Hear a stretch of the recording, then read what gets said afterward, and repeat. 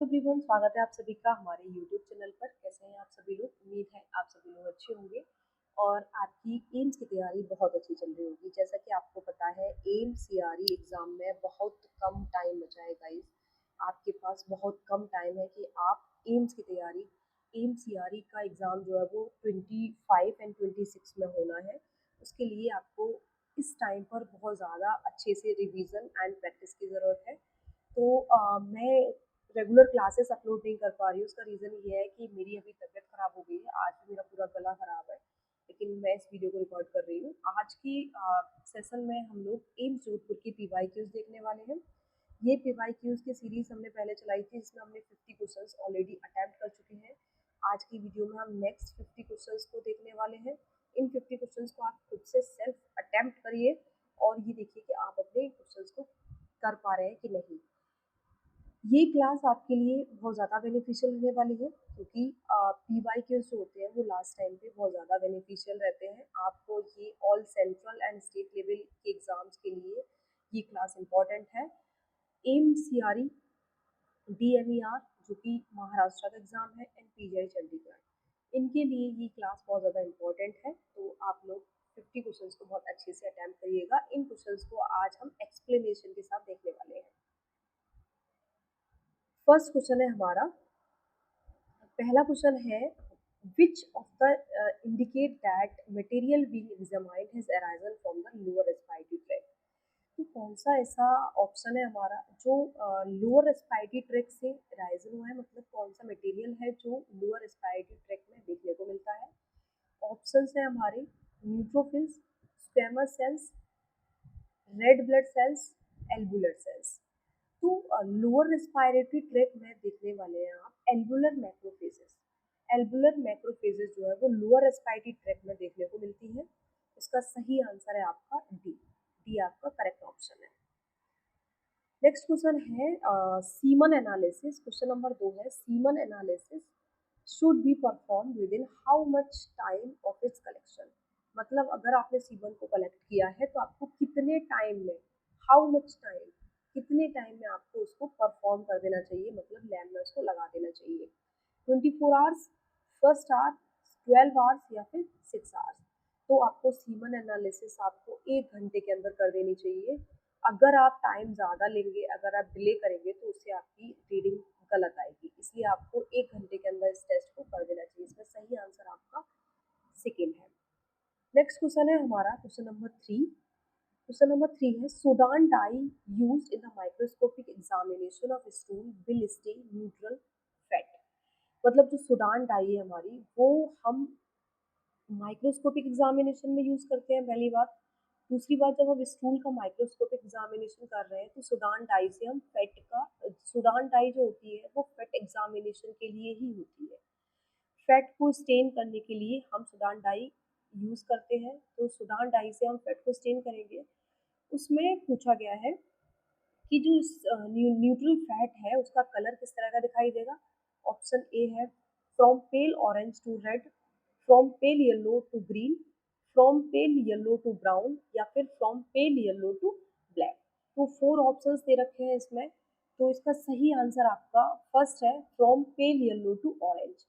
जब हम Sudan die से अपने फैट को स्टिमुलेट कर रहे हैं, मतलब जो हम फैट को एग्जामाइन कर रहे हैं, तो हमारा जो फैट का कलर है वो पेल ऑरेंज से रेड कलर का दिखाई देता है। तो इसका सही आंसर आपका पहला ऑप्शन है। नेक्स्ट क्वेश्चन है क्वेश्चन नंबर 4। इसमें क्या है, which fungus appears as a single budding blastospore having a diameter 2 to 20 microns surrounding by a capsule having a diameter of 3 to 5 microns. तो कौन सा फंगस है जो सिंगल बडिंग ब्लास्टोस्पोर होते हैं उसके पास, जो कि 2 to 20 माइक्रोन्स का डायमीटर होता है और कैप्सूलेटेड होता है, मतलब कैप्सूल जो होता है 3 to 5 माइक्रोन का कैप्सूल होता है। ऑप्शन है हमारे, क्रिप्टोकोकस लियोफॉर्मेंस, एस्परजिलस फ्यूमिगेट्स, कैंडिडा एल्बिकेंस, या कोकीडियोइड्स इमाइटिस। तो जो फंगस जो है वो बडिंग ब्लास्टोस्पोर 2 to 20 माइक्रोन का एंड कैप्सुलेटेड फंगस जो होता है वो हमारा क्रिप्टोकोकस लियोफॉर्मेंस होता है।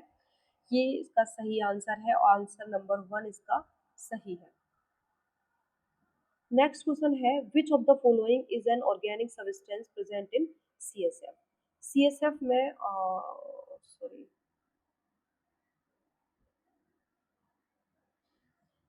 CSF में ऑर्गेनिक सब्सटेंस जो होता है वो कौन सा प्रेजेंट होता है?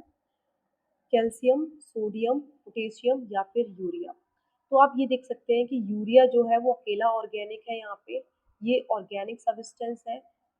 बाकी जो 3 हैं वो आपके ये आपके आयंस हैं। तो ये तो ऑप्शन होने नहीं है, आप इसको एलिमिनेट कर सकते हैं। इसका ऑप्शन 4 करेक्ट आंसर है क्योंकि ऑर्गेनिक इसमें यही है। नेक्स्ट क्वेश्चन है हमारा क्वेश्चन 6 है the normal range of urobilinogen in stool analysis is 5 to 45 milligram पर 24 आवर्स, 50 to 300 मिलीग्राम पर 6 आवर्स या फिर 5 to 45 मिलीग्राम पर आवर्स मिलीग्राम पर 48 आवर्स या फिर 50 to 300 मिलीग्राम 24 आवर्स। तो नॉर्मल यूरोबिलिनोजन जो है वो आपका 50 से 300 मिलीग्राम पर 24 आवर्स मतलब 24 घंटे में 50 से 300 मिलीग्राम पर 24 आवर्स में देखने को मिलता है। और ये क्वेश्चन कई बार एग्जाम में पूछा गया है। ये यूरोबिलिनोजन की नॉर्मल रेंज आप याद रख लेना, ये क्वेश्चन इंपॉर्टेंट है। ऑप्शन 4 इसका करेक्ट आंसर है। नेक्स्ट क्वेश्चन है हमारा क्वेश्चन 7 में क्या है कि the normal specific gravity of semen is. Semen की नॉर्मल स्पेसिफिक ग्रेविटी क्या होती है? ऑप्शंस हमारे 1.028, 1.128 या फिर 3.105 या फिर 4.298। स्पेसिफिक ग्रेविटी हमारी सीमन की जो होती है 1.028 होती है, मतलब ऑप्शन 1 इसका करेक्ट आंसर है। मेरा ना थोड़ा राइटिंग खराब हो रहा है क्योंकि मैंने ये पेन टैब और ये जो तरीका है ना पहली बार यूज़ कर रही हूँ, तो मुझे थोड़ा लिखने की भी प्रैक्टिस नहीं है। डेफिनेटली हो जाएगी जब मैं कंटिन्यूसली वीडियो बनाऊंगी तो मुझे हो जाएगा। अब मेरा राइटिंग बहुत खराब आ रहा है तो आप राइटिंग में मत जाइएगा। क्वेश्चन 8 में the concentration of urine is tested in urine. इसमें पूछा गया है कि जो कंसंट्रेशन ऑफ यूरिन आप टेस्ट कर रहे हैं उसके लिए कौन सा टेस्ट होता है? Fluid deprivation test, mannitol clearance test, excess fluid intake test या फिर बैक्टीरियोलॉजिकल एग्जामिनेशन टेस्ट। तो हमें इसके लिए फ्लूइड डेप्रिवेशन टेस्ट को करते हैं। फ्लूइड डेप्रिवेशन टेस्ट का दूसरा नाम हमारा वाटर डेप्रिवेशन टेस्ट कहलाता है। ये टेस्ट हमारा डायबिटीज इंसिपिडस में हेल्पफुल है। उसका मतलब ये है कि जो ADH हार्मोन हमारा इनफ प्रोड्यूस नहीं होता तो हमारी किडनी जो है वो रिस्पॉन्ड नहीं करती प्रॉपरली। उस वजह से क्या है यूरिन कंसंट्रेट होने लगती है, वाटर का एब्जॉर्प्शन नहीं हो पाता है यहाँ पर। इस वजह से हम इस टेस्ट को परफॉर्म करते हैं। नेक्स्ट क्वेश्चन है हमारा question number 9 coloured sputum is found in, है ना। कलर्ड स्प्यूटम कहाँ में देखने को मिलता है? ऑप्शन है हमारा acute cardiac infection, option 2 pulmonary infection, option 3 seromonas infection या फिर अस्थमा में। तो कलर्ड स्प्यूटम जो होता है वो आपको सीरोमोनास इन्फेक्शन में देखने को मिलता है। ये स्प्यूटम के कलर्ड पे काफी बार क्वेश्चन आया है। NHM में कई बार इस क्वेश्चन को पूछा गया है, तो आप एक बार सारे कलर्ड वाले स्प्यूटम याद कर लेना, किस कलर के स्प्यूटम में किस तरह का इन्फेक्शन होता है, आप ये चीज याद कर लेना। नेक्स्ट क्वेश्चन है हमारा question number 10 in a sputum test after the smear is stain with Ziehl Neelsen stain AFB appears। जब हम स्प्यूटम का टेस्ट कर रहे हैं तब स्टेन कर रहे हैं हम जील नेल्सन स्टेन परफॉर्म कर रहे हैं, तो जो AFB है एसिड फास्ट वेसिलाई जो है वो किस तरह का दिखाई देता है पूछा गया है। ऑप्शंस है red against a blue background, black against a red black background, red against a yellow background, black against a white background. तो ये बहुत कॉमन क्वेश्चन है, काफी टाइम से आप लोग पढ़ते आए होंगे। ये सारे क्वेश्चंस आई होप से सारे इजी हैं, आप लोग कर पा रहे होंगे। तो इसका सही आंसर हमारा फर्स्ट है, red against a blue background हमें AFB दिखाई देता है। Next question 11 identification of white blood cells in stool becomes easy with the addition of. Stool में व्हाइट ब्लड सेल्स नॉर्मली नहीं मिलती, जब कोई डिजीज की कंडीशन होती है तभी व्हाइट ब्लड सेल्स देखने को मिलती है। इसमें पूछा गया है कि हम क्या एडिशन करें जिससे हम व्हाइट ब्लड सेल्स को अच्छे से देख पाएं। तो ये जो टेस्ट होता है फीकल ल्यूकोसाइट टेस्ट यहाँ पे कराया जाता है फीकल ल्यूकोसाइट स्टेन जिसको हम बोलते हैं। उस टेस्ट के द्वारा हम ल्यूकोसाइट्स को देखते हैं कि ल्यूकोसाइट प्रेजेंट है कि नहीं स्टूल में। ठीक, इसमें क्या यूज़ करते हैं, कौन सा सोडियम बाइकार्बोनेट यूज़ करते हैं, सोडियम हाइड्रोक्साइड, एसिटिक एसिड या फिर हाइड्रोक्लोरिक एसिड। तो फीकल ल्यूकोसाइड स्टेन में हम एसिटिक एसिड का इस्तेमाल करते हैं। ऑप्शन 3 इसका करेक्ट आंसर है। क्वेश्चन नंबर 12 में हम देखने वाले हैं which of the following reagent is used for the microscopic examination of sperm count. इस microscopic examination of sperm count में हम क्या कौन सा रिएजेंट यूज करते हैं? Hydrochloric acid, formalin bicarbonate, sulphuric acid या फिर डिस्टिल वाटर। तो माइक्रोस्कोपिक एग्जामिनेशन जब हम स्पर्म का करेंगे उसके लिए हमें फॉर्मेलिन बाइकार्बोनेट यूज करना होता है। इसका सही आंसर आपका फॉर्मेलिन बाइकार्बोनेट है। इसमें सिंपल सा प्रोसीजर होता है जो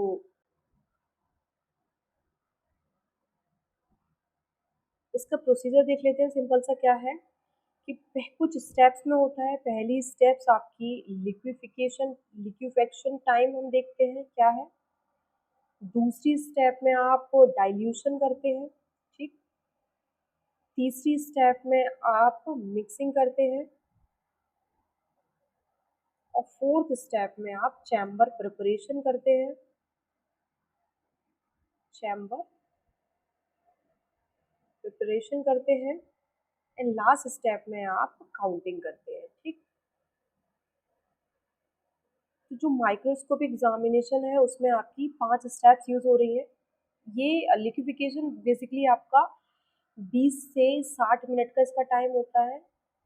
इतनी देर में ये लिक्विफाई हो जाता है। उसके बाद हम इसे डाइल्यूशन बनाते हैं। इसका इसका डाइल्यूशन जो ये फॉर्मेलिन बाइकार्बोनेट है इस रिएजेंट के साथ बनाया जाता है और ये आपका 1:20 में होता है। इस डाइल्यूशन को बनाने के बाद हम इसे मिक्स करते हैं, देन चैम्बर को प्रिपेयर करते हैं, फिर हम उसकी काउंटिंग करते हैं। तो इस तरह से स्पर्म का काउंट किया जाता है। नेक्स्ट क्वेश्चन 13 है आपका, सीमन की पीएच नॉर्मल पीएच कितनी होती है? सीमन की नॉर्मल पीएच आपकी 7.5 होती है। ठीक, ये आप याद रख लेना, इस क्वेश्चन में कुछ भी नहीं है। क्वेश्चन नंबर 14 है which of the following is not a component of normal stool. ठीक, नॉर्मल स्टूल में क्या कंपोनेंट नहीं मिलता है? आरबीसीज, बैक्टीरिया, नीमोसाइट्स या फिर बाइल सॉल्ट्स। तो इसको आप एलिमिनेशन मेथड से करेंगे कि बैक्टीरिया जो है वो तो हमारे स्टूल में प्रेजेंट होते ही होते हैं। ठीक, वाइल्ड सॉल्ट्स भी प्रेजेंट होते हैं। वाइल्ड सॉल्ट्स की वजह से तो स्टूल में कलर्ड ब्राउन कलर का जो स्टूल आपका परफॉर्म होता है वो वाइल्ड सॉल्ट्स की वजह से परफॉर्म होता है। जो प्रोड्यूस हो रहा है स्टूल वो ब्राउन कलर का वाइल्ड सॉल्ट्स की वजह से प्रोड्यूस होता है। दूसरा, ये नीमोसाइट्स जो है ये स्पेशलाइज सेल्स होती हैं आपकी। ये इसमें तो नहीं होती, स्टूल में तो नहीं होती, ये लंग्स में देखने को मिलती है। लंग्स में एयर सेक्स की लाइनिंग में नीमोसाइट्स प्रेजेंट होती है। ठीक, एयर सेक्स की लाइनिंग में। बट यहाँ पे इस ऑप्शन नॉर्मल स्टूल को देखते हुए नीमोसाइट्स का हम इसको एलिमिनेट कर सकते हैं, इसका कोई भी रोल यहाँ पे नहीं है। बट आरबीसीज का देखा जाए तो नॉर्मल स्टूल में हमें आरबीसीज नहीं मिलती। आरबीसीज तभी मिलेंगी जब कोई ब्लीडिंग हुई है हमारे डोमिनल एरिया पे, इंटेस्टाइनल एरिया पे कोई ब्लीडिंग हो रही है, उस केस में आरबीसीज देखने को मिलती है। तो इसका सही आंसर, इसमें नॉट अ कॉम्पोनेंट पूछा था, नॉर्मल कौन सा प्रेजेंट नहीं होता, तो एबनॉर्मल की कंडीशन में आपको आरबीसीज देखने को मिलती है। ठीक, तो इसका सही आंसर आपका फर्स्ट है। नेक्स्ट क्वेश्चन है the normal count of sperm. Sperm का नॉर्मल काउंट कितना होता है? 160 to 200 millions per mm, 5 to 10 million per mm, 10 to 15 million per mm, 100 to 150 million per mm। तो इसका सही आंसर आपका फोर्थ है। 100 से लेके 150 मिलियन पर mm नॉर्मल नॉर्मल स्पर्म का काउंट होता है। Next question, structure of E histolytica in सेराजियोन स्टेन एपियर्स। इसके बारे में मैंने पहले नहीं पढ़ा है, तो ये सिंपल आप याद रख लेना। न्यूक्लियर स्टेन किस तरह का, न्यूक्लियर स्ट्रक्चर किस तरह का दिखाई देता है? Pale green, pink, pale yellow या फिर पर्पल। इसका सही आंसर है आपका एक, pale green. Semen collection is done after a period of sexual abstinence. तो कितने पीरियड का हमें सेक्सुअल एब्सटिनेंस चाहिए होता है? 2 से 3 days, 1 day, 32 डेज या फिर 12 आवर्स। तो इसमें सही आंसर आपका फर्स्ट है, 2 से 3 डेज का हमें पीरियड चाहिए होता है। ठीक, नेक्स्ट क्वेश्चन है which of the following is not a analysed in renal clearance test. Renal clearance test में हम क्या एनालाइज नहीं कर रहे हैं? तो रीनल क्लियरेंस टेस्ट में ऑप्शंस है हमारे हीमोग्लोबिन, यूरिया, मैनिटोल, क्रेटिनिन। तो रीनल क्लियरेंस टेस्ट में हम urea clearance test, mannitol clearance test and creatinine clearance test करते हैं, बट हीमोग्लोबिन का इधर कोई भी रोल नहीं है। इसका सही आंसर आपका फर्स्ट है, हीमोग्लोबिन का कोई रोल नहीं है, इसको हम एनालाइज्ड नहीं करते। है आपका the amount of sodium excreted through urine per day, कितना अमाउंट आपका सोडियम का एक्सक्रीट किया जाता है? ऑप्शन है आपका 600 millimole per day, 200 millimole per day, 400 millimole per day या फिर 800 मिलीमोल पर डे। तो आपका सोडियम एक्सक्रीट किया जाता है 200 मिलीमोल पर डे, मतलब इसका सही आंसर आपका 2 रहने वाला है। ठीक है, इसको आप याद रख लेना, कुछ भी नहीं है इस क्वेश्चन में। 20 क्वेश्चन है the benzidine reagent used for occult blood test consist of. जब हम ऑकल्ट ब्लड टेस्ट करते हैं, जब हम हिडन ब्लड को टेस्ट करते हैं स्टूल में, तो जब बेंजीडीन रिएजेंट यूज किया जाता है, ठीक, उस रिएजेंट में वो रिएजेंट बेसिकली किससे मिलकर बना होता है, उसके कंपोनेंट क्या क्या होते हैं, इस क्वेश्चन में पूछा गया है। बेंजीडीन बेस एंड HCl होता है, बेंजीडीन बेस एंड H2SO4 होता है, या फिर बेंजीडीन बेस नाइट्रोजन होता है, या फिर benzidine base glacial acetic acid होता है। आई होप सो ये क्वेश्चन बहुत आसान है। Benzidine base and glacial acetic acid benzidine reagent में देखने को मिलता है, जो कि ऑकल्ट ब्लड टेस्ट में इस्तेमाल किया जाता है। नेक्स्ट क्वेश्चन है the pH, normal pH of urine पूछा गया है। 7.5 to 8, 4.5 to 6, 8.5 to 9 या फिर 2.5 to 2। यहाँ पे कुछ मिस्टेक है। यूरिन का नॉर्मल पीएच आपका 4.5 से लेके 6 होता है, मतलब इसका आंसर 2 करेक्ट है। नेक्स्ट है हमारा the normal volume of semen पर एजैकुलेशन इज। पर एजैकुलेशन नॉर्मल सीरम कितना होता है, सीमन कितना होता है? 2 to 6 ml, 8 to 10 ml, 1 to 1.5 ml या फिर 6 to 8 ml। सही आंसर इसका आपका 2 से 6 ml आपको नॉर्मल वॉल्यूम मिलता है सीमन का पर एजैकुलेशन। नेक्स्ट क्वेश्चन है sperm count of less than 20 million पर ml of semen is called. अगर स्पर्म काउंट आपका 20 मिलियन से कम है, उस उसको हम उस कंडीशन को हम क्या कहते हैं, इसमें ये पूछा गया है।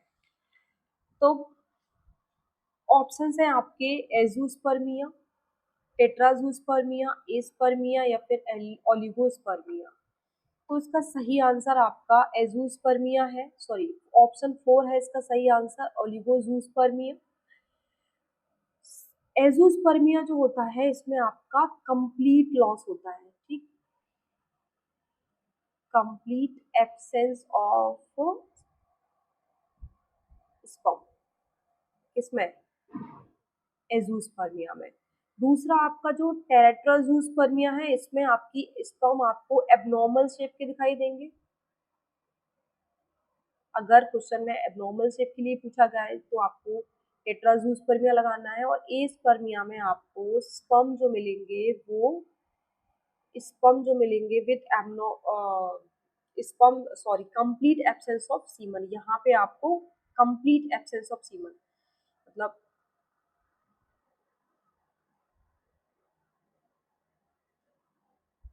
एस्पर्मिया का मतलब होता है एब्सेंस ऑफ सीमन, सीमन आपकी प्रेजेंट नहीं होगी स्पर्म में।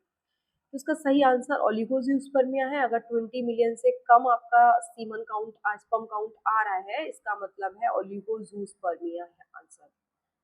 नेक्स्ट क्वेश्चन है sputum is serous, frothy and blood tinged in.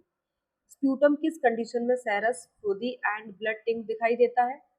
Pneumonia के केस में, सीरोमोनास इन्फेक्शन, ब्रोंकाइटिस या पल्मोनरी अडीमा। तो ये आपका 24 में आपका पल्मोनरी अडीमा के केस में आपको स्प्यूटम जो है वो सेरस, फ्रोदी एंड ब्लड टिंक दिखाई देता है। इसका सही आंसर आपका 4 है। नेक्स्ट क्वेश्चन है 25 the normal range of total bilirubin level in the serum is 0.2 to 1 milligram पर DL, 40 to 50 मिलीग्राम पर DL, 10 to 20 मिलीग्राम पर DL, 2 to 4 मिलीग्राम पर डीएल। तो इसका सही आंसर है आपका 0.2 टू 1.0 मिलीग्राम पर डीएल 25 का। नेक्स्ट क्वेश्चन है 26, the fungus Penicillium producers of substance that destroy staphylococci was accidentally discovered by. Fungus Penicillium जो है वो प्रोड्यूस करता है सब्सटेंस जो कि स्टेफाइलोकोकाई को डिस्ट्रॉय कर रहा था। ये एक्सीडेंटली डिस्कवर्ड हो गया किस साइंटिस्ट के द्वारा? Alexander Fleming, Karl Popper, Thomas Smith या फिर एडवर्ड बुचलर। इसका सही आंसर है अलेक्जेंडर फ्लेमिंग। ऑप्शन फर्स्ट इसका करेक्ट आंसर है। 7 है क्वेश्चन हमारा, which of the following parts of bacteria can not be seen by direct light microscopy and does not stain with simple stains. मतलब bacteria का वो कौन सा पार्ट है जो डायरेक्ट लाइट माइक्रोस्कोपी से नहीं दिखाई देता and not stain with simple stain, और सिंपल स्टेन से उसको स्टेन नहीं किया जा सकता। ऐसा कौन सा बैक्टीरिया का पार्ट होता है? तो ऑप्शन है हमारे साइटोप्लाज्म, सेल वॉल, राइबोसोम या फिर cytoplasmic membrane.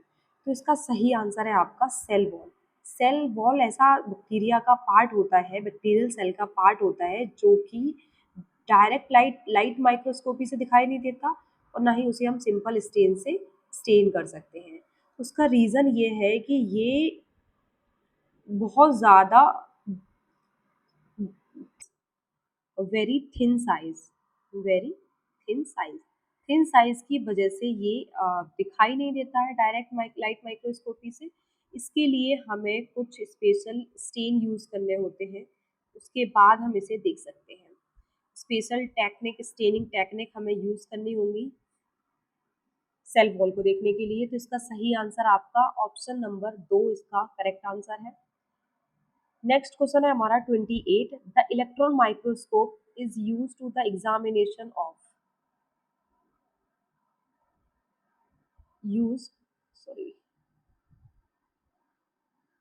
Examination of. Electron microscope को हम कब यूज करते हैं, किसके लिए? Living bacteria, living helminths, dead and dried object या फिर बैड फिल्म्स।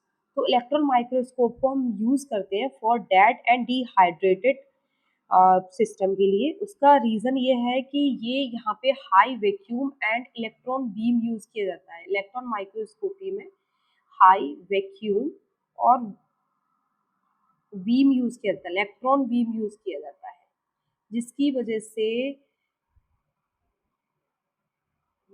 वजह से डेड एंड ड्राइड ऑब्जेक्ट्स को हम देख सकते हैं, लिविंग को नहीं देख सकते। बट जो लाइट माइक्रोस्कोप होता है, लाइट माइक्रोस्कोप जो होता है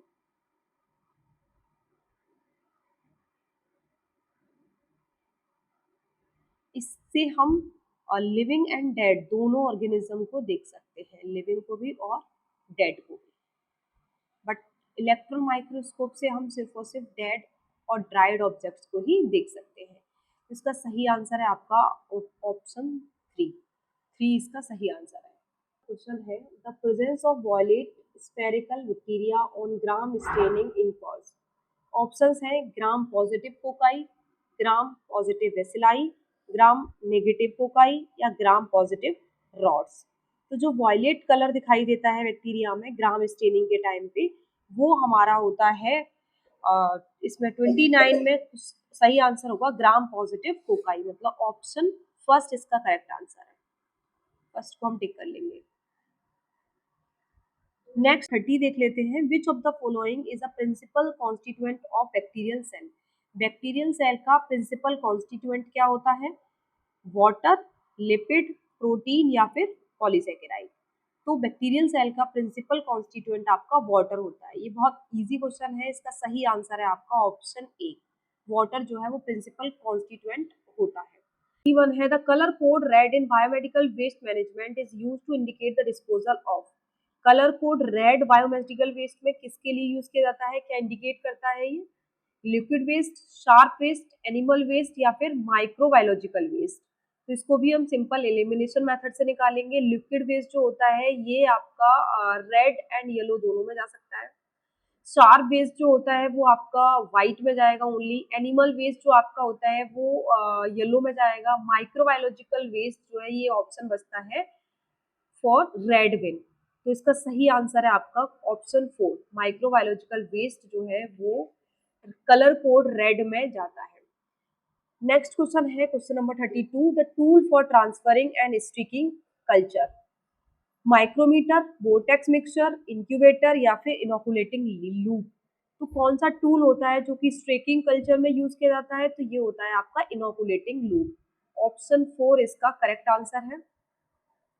3 है हमारा, infectious and that occur as a result of accidental needle stick injury are classified as. Needle stick injury, accidental needle stick injury को हम कैसे क्लासिफाई करेंगे? Injection, mucous membrane contact, airborne या फिर डायरेक्ट इनोकुलेशन। तो एक्सीडेंटल निडल स्टिक इंजरी को हम direct inoculation के तरह इसे हम क्लासिफाई करेंगे। नेक्स्ट क्वेश्चन है, what is the shape of cocci? Cocci की शेप क्या होती है? Spherical and Oval, rod shape, spiral shape या फिर कॉमा शेप। तो कोकाई की जो शेप होती है वो स्फेरिकल एंड ओवल शेप होती है, मतलब इसका ऑप्शन फर्स्ट इसका करेक्ट आंसर है। नेक्स्ट क्वेश्चन है 35, the outer layer of bacterial cell consist of. Bacteria की आउटर सेल जो होती है वो किससे मिलकर बनी होती है?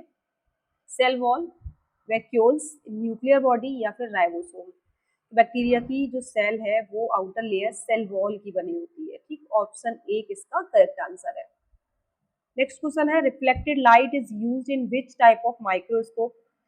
सारे माइक्रोस्कोप के टाइप आप अच्छे से कर लेना, ये एग्जाम में पूछा जाता है, कई बार एग्जाम में आया है। माइक्रोस्कोपी थोड़ा टफ होता है, इसमें तरह तरह के हार्ड क्वेश्चन बना सकते हैं, इसलिए आप इसको डिटेल में पढ़ लीजिएगा। इस क्वेश्चन में पूछा गया है कि रिफ्लेक्टेड लाइट जो यूज हो रहा है वो किस तरह के माइक्रोस्कोप में यूज होता है? Electron microscope, dark field microscope, phase contrast microscope या फिर ऑप्टिकल माइक्रोस्कोप। रिफ्लेक्टेड लाइट जो होती है वो आपकी डार्क फील्ड माइक्रोस्कोप में यूज होती है, इसका सही आंसर है आपका 2, dark field microscope. Next question है 37, which of the following is not a type of tissue culture used in medical microbiology? किस तरह का टिश्यू कल्चर मेडिकल माइक्रोबायोलॉजी में यूज नहीं किया जा सकता? Explant culture, cell culture, sericulture, organ culture. तो आपने पढ़ा होगा ये फंगस वाले चैप्टर में। Explant, cell culture, organ culture use किया जाता है, बट सेरिकल्चर कोई भी कल्चर नहीं होता है। ये एक तरह का कल्टीवेटिंग सिल्क वॉर्म, मतलब सिल्क वॉर्म को हम सेरिकल्चर में कल्टीवेट करते हैं। तो सेरिकल्चर सिल्क वॉर्म का कल्टीवेशन है, ना कि मेडिकल माइक्रोबायोलॉजी में कोई टिश्यू कल्चर का टाइप है, ठीक। तो इसका सही आंसर हो गया आपका ऑप्शन 3। नेक्स्ट क्वेश्चन है 38, who was the scientist who first observed and reported bacteria? First, Frank Astorius, Girolamo, Antony von Leeuwenhoek, von Plenciz या फिर एथेंसियस क्यूचर। इसका सही आंसर है आपका 38 का एंटनी वॉन ल्यूवेनहॉक जो है वो आपके फर्स्ट रिपोर्टेड बैक्टीरिया साइंटिस्ट हैं, एंटनी वॉन ल्यूवेनहॉक। इसका सही आंसर आपका सेकेंड। 9 हमारा क्वेश्चन है, which of the following phase do not bacterial cell divide and their nuclear increase exponentially? Exponentially कब इंक्रीज होता है? तो आपने बैक्टीरियल ग्रोथ आप सभी ने पढ़ी होगी, बैक्टीरियल ग्रोथ कैसे, ग्रोथ कर्व जो होता है वो थोड़ा थोड़ा इस तरीके से होता है। ये फेज आपका स्टेशनरी फेज होता है,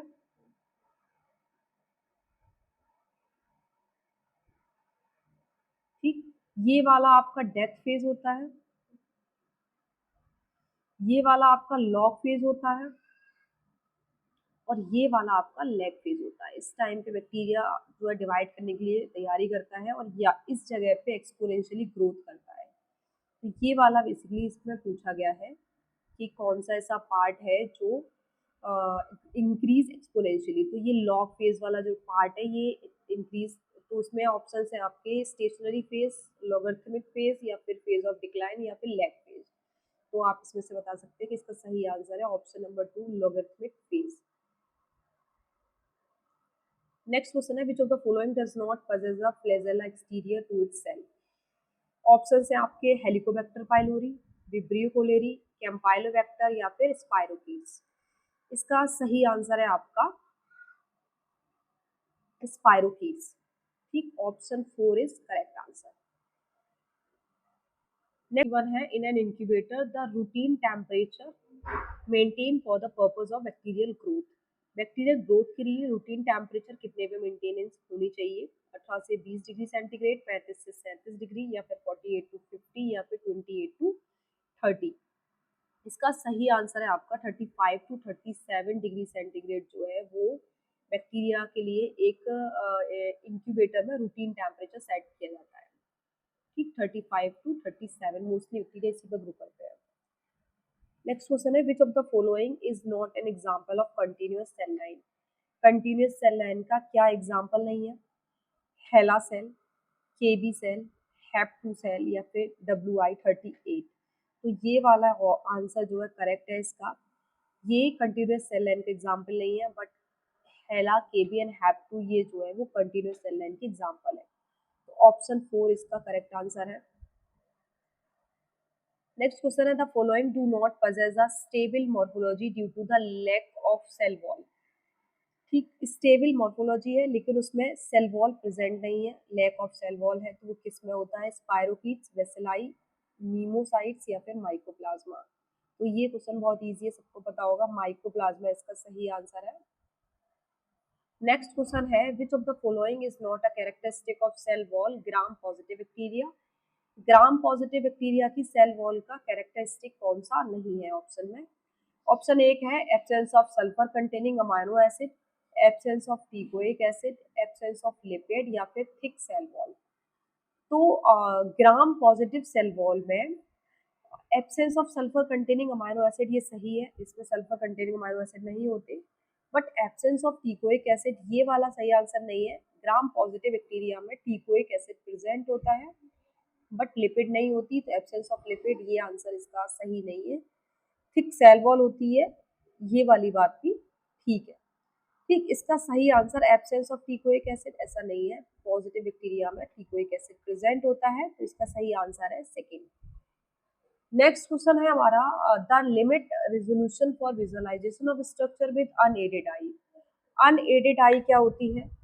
अनएडेड आई बेसिकली विजन होता है हमारी आई का without any optical aid, like glasses या फिर कॉन्टेक्ट लेंसेज हो या टेलीस्कोप हो। मतलब हम ऐसे अपने बिना किसी कुछ भी बाहर से आर्टिकल यूज करे बिना जो हम देखते हैं उसको हम अनएडेड आई कहते हैं। तो इसमें पूछा है कि विजुअलाइजेशन कितना होता है, विजुअलाइजेशन का रेजोल्यूशन कितनी लिमिट में होता है अनएडेड आई का? 100 माइक्रोन्स, 50 माइक्रोन्स, 200 माइक्रोन्स या फिर 10 माइक्रोन्स। तो इसका सही आंसर है आपका ऑप्शन 3, 200 माइक्रोन्स। ठीक, इसमें ह्यूमन आई जनरली डिस्टिंग्विश करती है टू सेपरेट पॉइंट्स पर ऑब्जेक्ट 20 माइक्रोन्स डिस्टेंस पर दो ऑब्जेक्ट को डिस्टिंग्विश कर सकती है। इसका सिंपल ये मतलब होता है। तो ऑप्शन 3 करेक्ट आंसर है।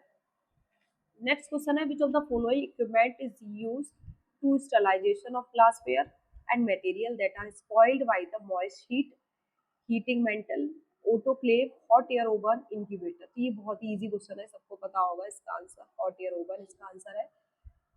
नेक्स्ट क्वेश्चन है, the biosafety level that induce laboratory micro organism and involve organism such as HIV, hepatitis B virus and the entire pathogen is. मतलब इनके लिए हम कौन सा बायोसेफ्टी लेवल यूज करते हैं? Biosafety level 2, biosafety level 4, biosafety level 1 या फिर बायोसेफ्टी लेवल 3। तो इसके लिए हम बायोसेफ्टी लेवल 2 का इस्तेमाल करते हैं, मतलब ऑप्शन फर्स्ट इसका करेक्ट आंसर है। नेक्स्ट क्वेश्चन है हमारा 48, the unit of measurement used in bacteriology. ठीक, न्यूटन, पास्कल, जूल या फिर माइक्रोन। बैक्टीरियोलॉजी में मेजरमेंट के लिए हम माइक्रोन यूनिट का इस्तेमाल करते हैं, ऑप्शन 4 इसका करेक्ट आंसर है। नेक्स्ट क्वेश्चन है हमारा, which of the following needs oxygen for its growth.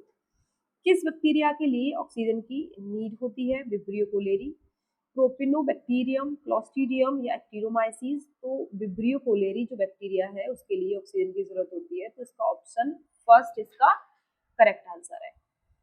Next question है last question, the colour code for the disposal of human anatomical waste. Human anatomical waste के लिए किस तरह का कलर कोड यूज किया जाता है? ऑप्शन है रेड, ब्लैक, येलो या फिर ब्लू। तो एनाटॉमिकल वेस्ट के लिए येलो कलर की बिन का इस्तेमाल किया जाता है। ऑप्शन 3 इसका करेक्ट आंसर है। तो आज की वीडियो हमने 50 क्वेश्चंस को डिस्कस किया। ये क्वेश्चन आई होप सो आप सभी के लिए इंपॉर्टेंट रहे होंगे और आप सारे क्वेश्चंस को कर भी पाए होंगे क्योंकि इजी क्वेश्चन थे। आप मुझे कमेंट करके बताइएगा कि आप कितने क्वेश्चन को अटेम्प्ट कर पाए। टेलीग्राम चैनल को आप ज्वाइन कर लीजिए मेडिकल ट्यूवर्स के नाम से। यहाँ पर आप वीडियो के notes, PDF and short note मैं आपको सेंड करती रहती हूँ। सारे तरीके के आपके नोटिफिकेशन इस चैनल पे मिल जाते हैं, तो आप हमारे चैनल को ज्वाइन कर लें। एंड इंस्टाग्राम अकाउंट भी आप ज्वाइन कर लीजिए। यहाँ भी मैं सारी स्टोरी डालती रहती हूँ, नोटिफिकेशन की जो भी है वो आपको अपडेट मिलती रहेगी, तो आप हमारे चैनल को ज्वाइन कर लीजिए। वीडियो अगर हेल्पफुल लगी हो तो लाइक करना, कमेंट करना, चैनल को सब्सक्राइब करना। Thank you very much.